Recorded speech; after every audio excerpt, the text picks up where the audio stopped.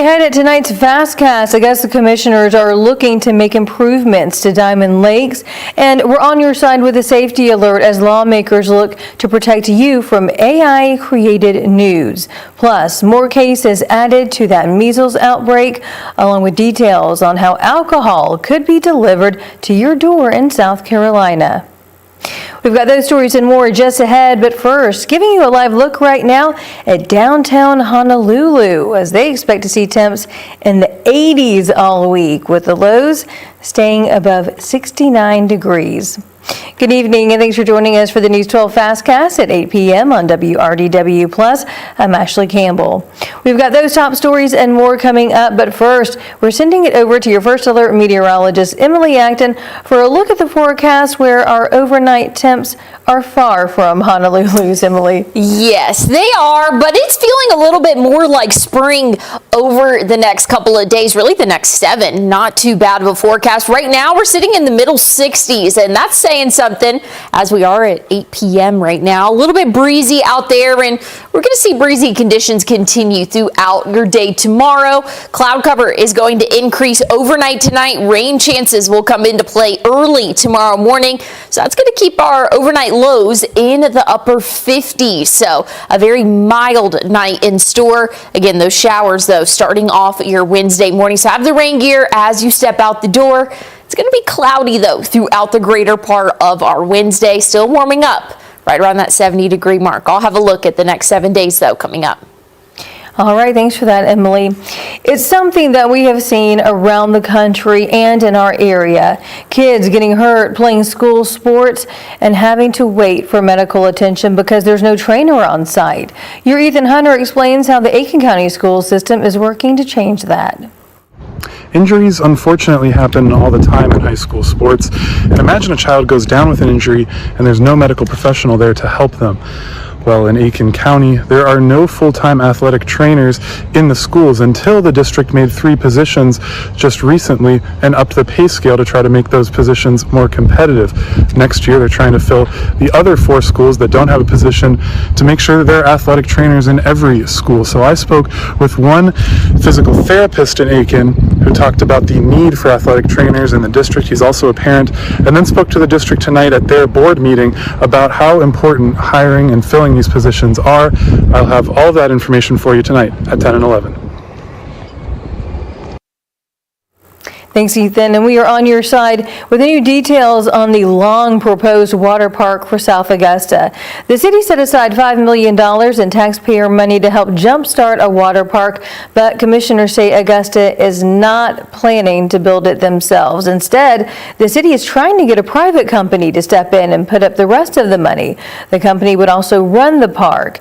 The city administrator says that Destination Augusta has been gathering proposals and plans to meet with them tomorrow.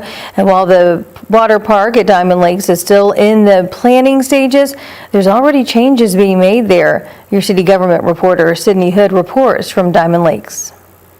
Well, with some South Augusta neighbors asking for an update to that proposed water park, we wanted to come out here and get a look at some other projects neighbors have been asking for updates on and have been asking commissioners to improve on, starting here at Diamond Lakes with some new shaded areas that are currently under construction right now. Diamond Lakes Park is the place neighbors say should be thriving. A lot of space, a lot of opportunity. Frank Howard pushed commissioners for months. Because South Augusta is hungry. We're hungry for some change, for some improvement, for something coming to South Augusta. Frank showed us some of the progress in the park. Oh, it's much better. Look much better. 3 new shade areas under construction. And this is only the beginning. And he's not the only one pushing for updates on projects in the area. It's not for me, because at my age, I'm kind of, looking at the rocking chair. But I'm thinking about how it could really help Augusta grow. Melvin Ivey is talking about the $5 million set aside to help jumpstart the proposed water park, which was approved by voters in 2021. I think Diamond Lakes is the ideal location, and here's my reasoning, is because Diamond Lakes is over 250 acres.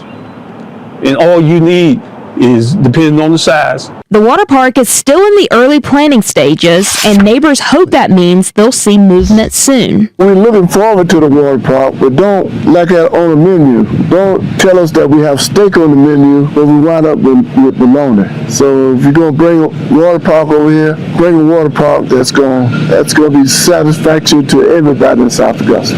Not only South Augusta, but whole Richmond County. And of course, we will continue following this, bringing you updates as the city administrator meets with Destination Augusta tomorrow about that proposed water park. And again, we're going to stay on top of this because, as you can see right there, there are several neighbors who are asking about it because South Augusta is hungry. You just heard it. Thanks for that, Sydney. Aiken's annual point-in-time count just recently wrapped up. It's how nonprofits and the government know how many people are experiencing homelessness and how much funding is needed for resources to bring those numbers down. The winter weather causing the results to be different than past years. Pastor Kurt led this year's pit count in Aiken and says there's at least 600 people experiencing homelessness in Aiken and more than 1,500 in the CSRA as a whole. This year, the count did face some problems. There were fewer volunteers with winter weathers taking days away from that count, and some who are homeless didn't want to be included in the count. The total number counted was 40, despite at least 600 they know are out there. Volunteers were able to get some of them off the street and into homes or rehab, and while the official pit count is over, the work is just beginning. Our pit count is every day. We don't just do it for that one time for the government. We're out there counting each of these people every day and make sure they're still there the next. The Lost Sheep Ministry is also asking the public to donate MREs to help feed those in need in our community. We're going to have ways that you can donate to them and the Salvation Army in Aiken on our website, WRDW.com. New today, an opening date for the Patch has been announced. It's going to be fully open for play April 15th with a soft opening mid-March. During the soft opening, it'll be available to local community groups and hospitality opportunities during Golf Week. Prices were also announced. For the local community, which includes most of the CSRA, prices range from $15 to $35 depending on the day. For non-local players, it's going to cost you $85 to $95 to play 18 holes. You can learn if you're considered a local on our website. And there's renewed hope in the search for Nancy Guthrie, the 84-year-old mother of Today's Show host Savannah Guthrie. The FBI was able to recover images off her doorbell camera. Jennifer Orkland has a look at the FBI's so-called subject of interest. It is as gut-twisting to watch as it is hopeful that this is at last a glimpse into what happened the night Nancy Guthrie disappeared. A masked intruder with a slow, deliberate gait and hunched shoulders approaches and appears to obscure the doorbell camera with plants pulled out of the ground. FBI Director Kash Patel releasing videos and photos today, images recovered from back-end systems, scraping for residual data that had been deleted but still lived on a server. He says it appears the person is armed and not recognized by family or anyone close to the investigation. Former FBI Supervisory Special Agent Carl Schmay says the suspect's actions make it seem like he or she was unprepared. They did not look like they expected there to be a camera, which you would have expected someone who's more proficient to have done some recon. President Trump weighed in on the new footage. His initial reaction, of course, as all Americans, is just pure disgust. And again, it's heartbreaking to see now this footage really bring to life a story we've all been reading about. And the president directed me to please encourage all Americans with any information to call the FBI, and we hope that this case will come to a positive resolution as soon as possible. If you see anything, if you hear anything, if there's anything at all that seems strange to you, that you report to law enforcement. The new photos were added to the FBI wanted flyer and to a new website. The images and videos released as another type of plea to the public that someone very likely will recognize mannerisms or quirks that can't be covered with a mask or gloves, offering new hope while reinforcing the horror of the reality of what happened in those early morning hours of February 1st. Jennifer Bjorklund, NBC News. A major update there because they had been talking about not having a suspect or suspects or person of interest. So hopefully that's going to shed some new light. Coming up, we're going to learn how to protect yourself from AI-generated explicit images of yourself online, as well as the steps that lawmakers are taking to protect you.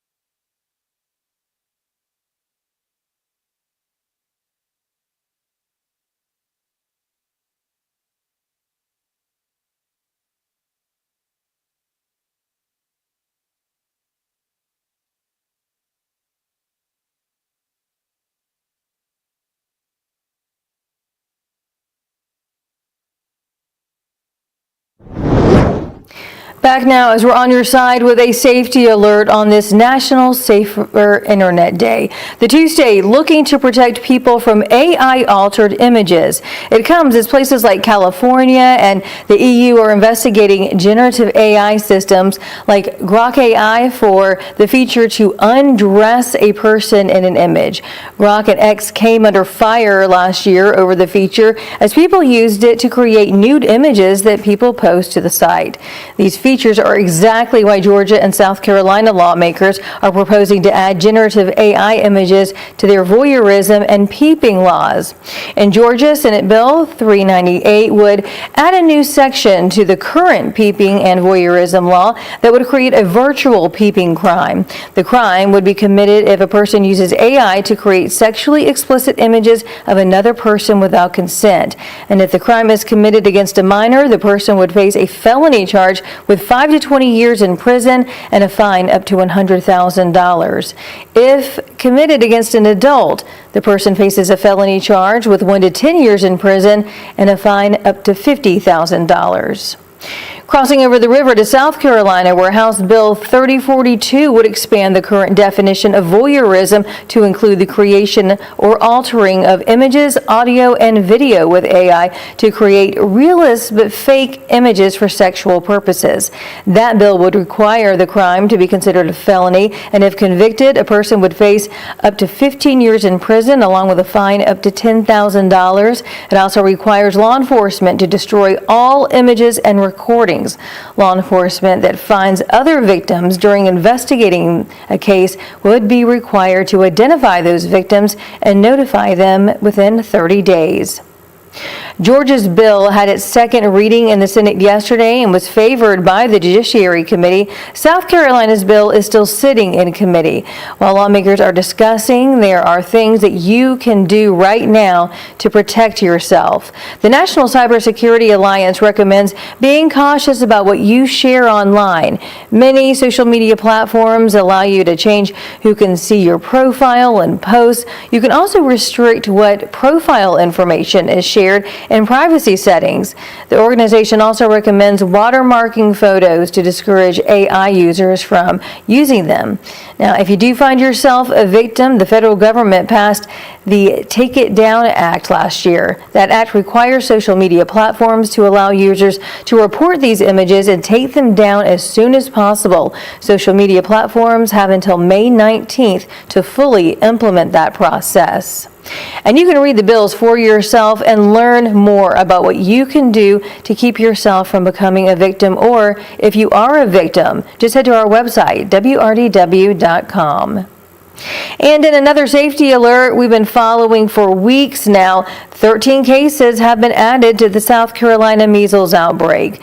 In today's update, DPH says that another upstate county is seeing measles. Lancaster County near Charlotte reported a case today, and DPH recommended people in that area see North Carolina's measles outbreak website for public exposure places.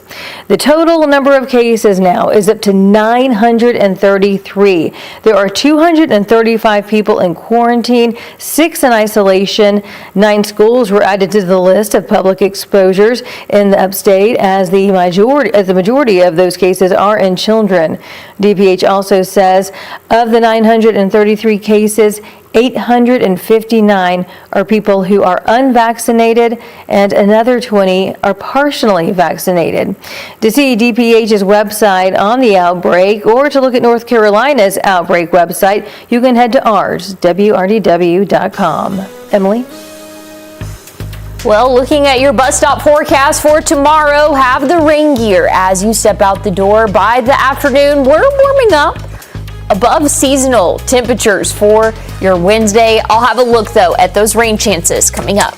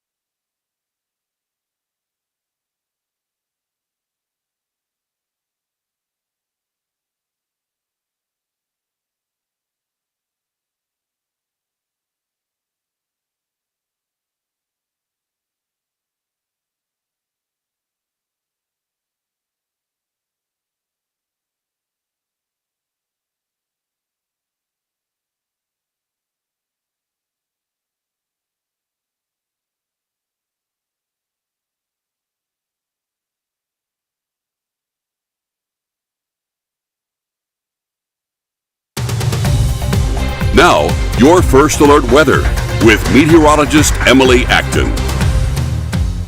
But we are tracking rain chances starting early tomorrow morning. Here's around 7 a.m. Already starting to see some showers building in, and we're going to see those scattered showers throughout the greater part of our morning, lingering into the early afternoon. But I think by the time the evening rolls around, we could see an isolated shower, but looking a lot drier for us for your Wednesday evening. Overnight clearing out and leaving us a beautiful Thursday. High temperatures will bounce back into those middle 60s Thursday afternoon, but plenty of sunshine for us. So we really do have a beautiful forecast in store. Now this weekend, a little bit of a different story. Saturday, not too bad during the first half of the day, but once we get later into the evening, that's when those rain chances will really start to build in, and that's going to be widespread for our Sunday, bringing our temperatures down to right around that 60-degree mark, a little bit below where we should be. I'll have a look, though, at the next 7 days coming up. All right, thanks, Emily. Early voting to fill Georgia House District 130 has been set in Richmond County. The seat was vacated by Lynn Hefner at the beginning of the year when she could no longer fulfill the residency requirement. 6 candidates qualified for the special election. Republicans David Carson and Thomas McAdams are facing off against Democrats LaFawn Pickney-Mealing, Shakita Callis, Karen Gordon, and Sheila Nelson. Nelson once represented District 125 from 2017 to 2023, which does cover part of Augusta. Early voting starts next week on the 16th. That's going to run from the 16th to the 21st from 8:30 to 6, then again from the 23rd to 28th at the same time, and March 1st through the 6th. Early voting will be at the Municipal Building on Telfair Street in downtown Augusta. The election date is set for March 10th. Imagine getting alcohol delivered to your door. Coming up, learn about a South Carolina bill that could make that dream of yours a reality.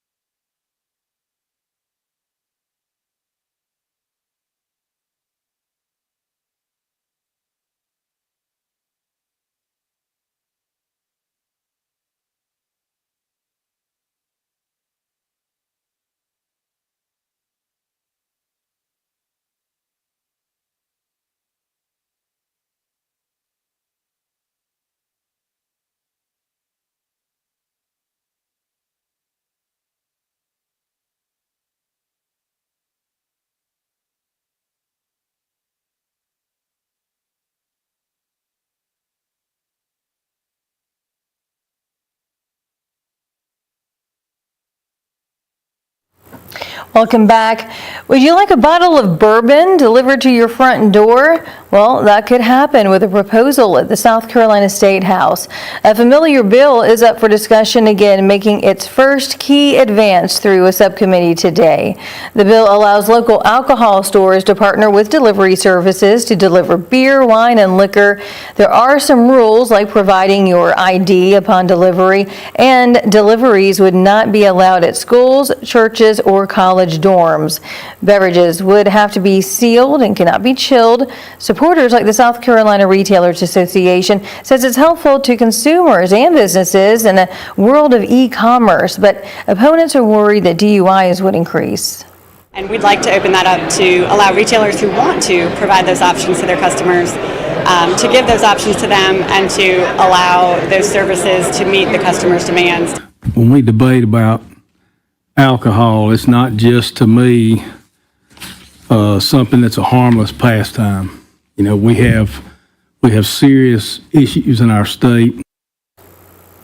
The bill does not allow for the creation of drive-through alcohol pickups. Delivery drivers would have to go through a strict training process and have the right to refuse someone's order if they appear intoxicated, under the age of 21, or cannot provide a valid ID. Georgia farmers say they're facing one of the toughest moments in decades, and they're pushing for lawmakers to help before more family farms disappear. More than 600 farmers, students, and families meeting face-to-face with lawmakers. Many are deciding right now if they can afford to plant in 2026 or if they'll have to sell land that's been in their family for generations. Georgia Agriculture Commissioner Tyler Harper says costs are rising fast: fuel, fertilizer, and labor, while commodity prices stay low. They're asking lawmakers for relief, either through new laws or money in the state budget. State Senator Sam Watson says that federal changes lowering the H-2A wage rate helped him plant again next year, but he worries that others may not be able to hold on. They're desperate. They're looking for all the resources financially that they can find anywhere. And it's a heavy burden, you know, to be the one to have to make that tough decision of, do we farm, do we not farm? And you don't want to lose your land. You don't want to lose everything you work for, your family's worked for. And for a lot of those families, livelihood there. Farmers say that they're now watching what happens next at the Capitol, including disaster relief funding and resources for agriculture and forestry. And we're tracking rain chances as we go throughout your Wednesday, but the heaviest of rain will hold off until Sunday. I'll have a final look at your 7-day forecast coming up.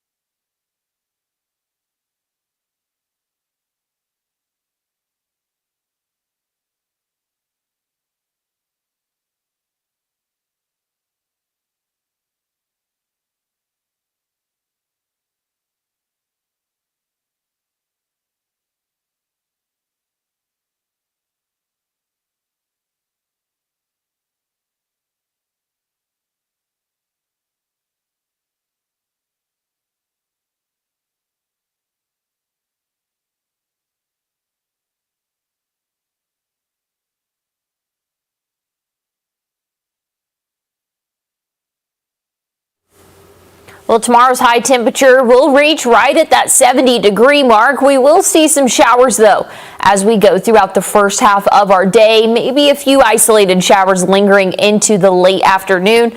Cooling off a little bit for your Thursday and Friday. High temperatures only reaching those lower 60s. We'll see 67, though, for your Saturday. We'll have a small chance of showers there. That's really going to come into play later on in the evening. And then widespread rain likely throughout the day Sunday. Sunday does look to be a wash as of right now, but very spring-like forecast. We don't have anything below freezing throughout the next 7 days. All right, that does it for us for your Fastcast at 8. Be sure to tune back in for News 12 at 10 and 11.